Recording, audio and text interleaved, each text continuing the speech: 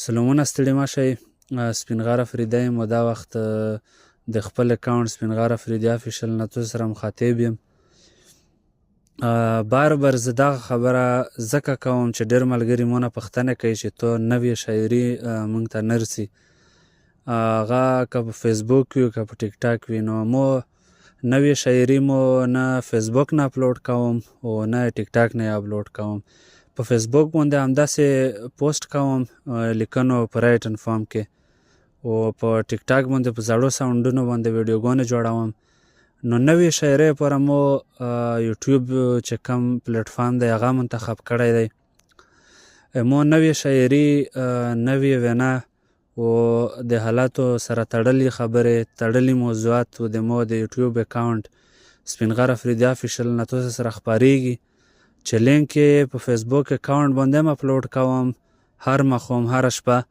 او چې کوم ټیک ټاک ملګرو نه زه دا غوښتنه کوم چې هغه د مو د یوټیوب اکاونټ چې کوم لینک دی هغه ټیک ټاک بایو باندې موجود دی. تاسو کولی شو چې په هغه باندې کلیک وکړو نو تاسو ډایرکټ مو یوټیوب اکاونټ ته انټر کړئ. نو تاسو کولی شو بیا سبسکرایب هم کو او بیل ایکن وهو چې د مو ویډیو کله خپریږي چې تاسو ته ډایرکټ نوټیفیکیشن درسي او تاسو یې الرټ کوي. بله خبره مې دا کوله چې فیسبوک کومه خبره و، نو فیسبوک کې زه لینک ته اچوم هره شپه هر ماښام.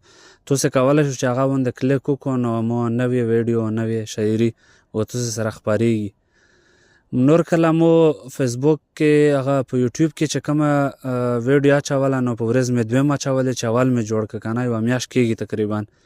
خو اوس مو وویل چې نه هفته کې به زه یوه ویډیو برابروم، هغه نوې 3-4 نوې غزلې وي، بیخي تازه فیور نوې فرش غزلې وي.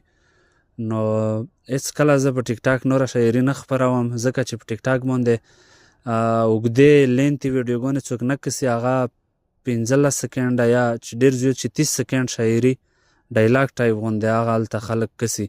خو چې کومه نوره غټه شاعري هغه مو یوټیوب ته منتخب کړی، مو ور روانه شاعري، روانه نوې موضوعات چې نوې خبرې هر څومره څه شی دي، څه مو ژوند سره تړلې خبرې، ژوند سره مې تړلي سفرونه، ټولې خبرې د یوټیوب له لارې تاسو سره خپریږي.